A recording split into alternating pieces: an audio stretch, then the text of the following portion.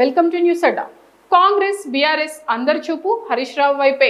తెలంగాణ రాజకీయాల్లో ట్రబుల్ షూటర్గా పేరున్న హరీష్ రావు తన సొంత పార్టీ అధినేత సభకే దూరంగా ఉండి ఢిల్లీ బాట పట్టడం రాజకీయ వర్గాల్లో ఆసక్తికర చర్చకు దారితీసింది.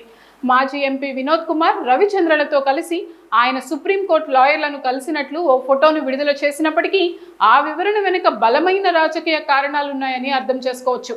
కాళేశ్వరం ప్రాజెక్టులో జరిగిన అక్రమాలపై నియమించిన పీసీ ఘోష్ కమిషన్ విచారణపై తెలంగాణ హైకోర్టు కీలక తీర్పు ఇవ్వనుంది. ఒకవేళ తీర్పు ప్రతికూలంగా వస్తే తీసుకోవాల్సిన జాగ్రత్తలపై చర్చించడానికే హరీష్ రావు ఢిల్లీ వెళ్లారని అంటున్నారు. కానీ అసలు అజెండా వేరు ఉందని రేవంత్ రెడ్డి అంటున్నారు.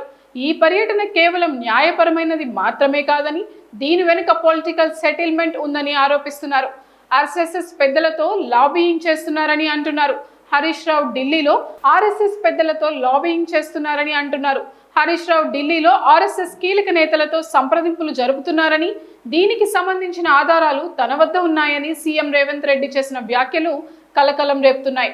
సిబిఐ విచారణ నుంచి తప్పించుకునేందుకు కేంద్ర పెద్దల ద్వారా ఒత్తిడి తెచ్చే ప్రయత్నాలు జరుగుతున్నాయనే కోణంలో అధికార కాంగ్రెస్ అస్త్రాలను సిద్ధం చేస్తుంది. కేవలం లాయర్లతో మాట్లాడడానికే హరీష్ ఢిల్లీ వెళ్లారని ఎవరు అనుకోవడం లేదు. ఎంతో ముఖ్యమైన విషయాలు ఉంటే తప్ప కేసీఆర్ సభను మిస్ కారని అంటున్నారు.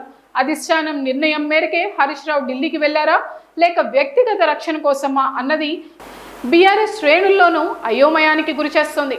ఒకవైపు కాళేశ్వరం విచారణ గండం వెంటాడుతున్న తరుణంలో హరీష్ రావు రహస్య పర్యటన మీడియా ద్వారా బయటకు రావడం పార్టీ సీనియారిటీని ప్రశ్నించేలా చేస్తుంది. రాజకీయాల్లో అపార అనుభవం ఉన్న హరీష్ రావు గుమ్మనంగా ఉన్నారు.